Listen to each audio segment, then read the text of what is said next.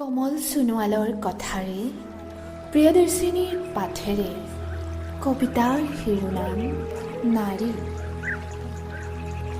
অস্তভৰা জগতৰ তুমি এটি প্ৰজাতি, অনিৰুদ্ধ সাগৰৰ গভীৰতা, য'ত পোৱা নাযায় আয়ুসৰ চিহ্ন, পোহৰৰ প্ৰজন্ম আৰম্ভণি প্ৰাপ্তি, তুমি এটো নাৰী।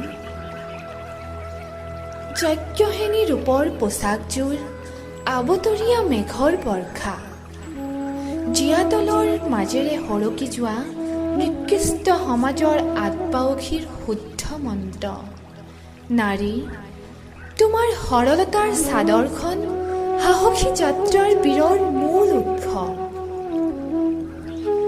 মানৱ জীৱনৰ জন্মদাতা, মাতৃ হোৱাৰ কষ্টকৰ যন্ত্ৰণা তোমাৰ গৰ্ভত, ক্লান্তি ভেটি মংগল অনা তুমি বিপদৰ সাকু, প্ৰতাপী প্ৰবাহ আনি সৰলতাৰ মৰম ঢালি আনক সুখী কৰাৰ তুমি এটো নাৰী।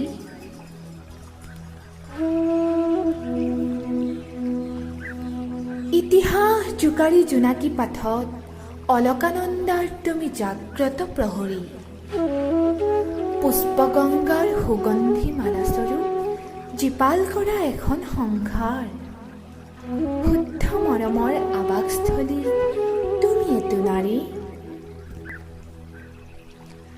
নিয়তিৰ যমুনামুখত তুমি মণিকাঞ্চন, হৃদয়ৰ আদালতত চিৰ সত্য, গোলাপ ৰঙী সৌন্দৰ্য কান্ধত তুলি সূৰ্যমুখী হোৱা চিৰদিনে, মায়া সনা মৰমৰ পুণ্য গধূলি গোপাল, সতুষ্টিৰ টিঙা মেলি নাৰী, তোমাক শত কোটি কৰিছো প্ৰণাম।